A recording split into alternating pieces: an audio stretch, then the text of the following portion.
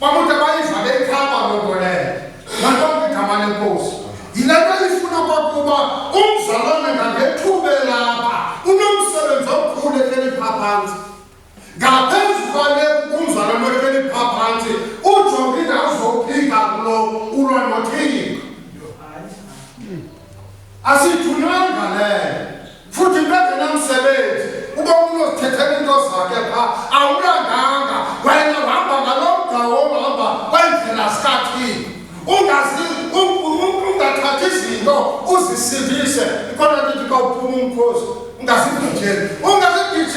mani ngezinto zabanye abantu abazithethelayo phaa waphakama ibalwe nezinto ebezithetha yiya kule uthunyiweyo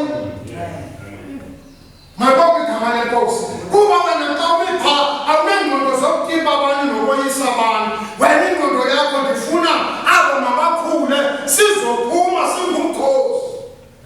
ngaba kuthi abafuneki nje lilingede nambathiswa abantu ngubani ude ambathiswa abantu apha ngabafuneki sive abazalwane into yoba ubani nobani bebephumile sive ngabo uba bebesenozekeni besibiza basekenise abazalwane njengofilipi kuthiwa hayi bebekunika amadoda eJerusalem ezapho abantu bayaliva ilizwi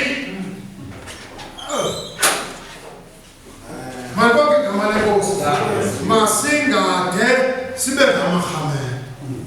amarhamela ngawenzini ayayazi nomthetho bayazaphiwa nguphasha mayibonke igama lenkosi yiyo nto esiyizeleyo apha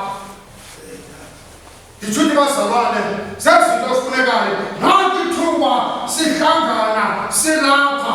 thina masikhawulezise naluthethayo manje siyazi into yokuba uyamlandela ukuze ulundivela ngolu hlobo funeka ndiyichaze njani leyo kuluthethayo kukho abantu abathi ke ngoku hayi ungandibuzi nemfundiso ayibuzwa uKristu wayebuzwa yena umnikazi webandla akuthetha simlandele ezazinto ngoku usithi besingavanga kakuhle khasichazele ngakumbi ubusithini xa uthi into saphi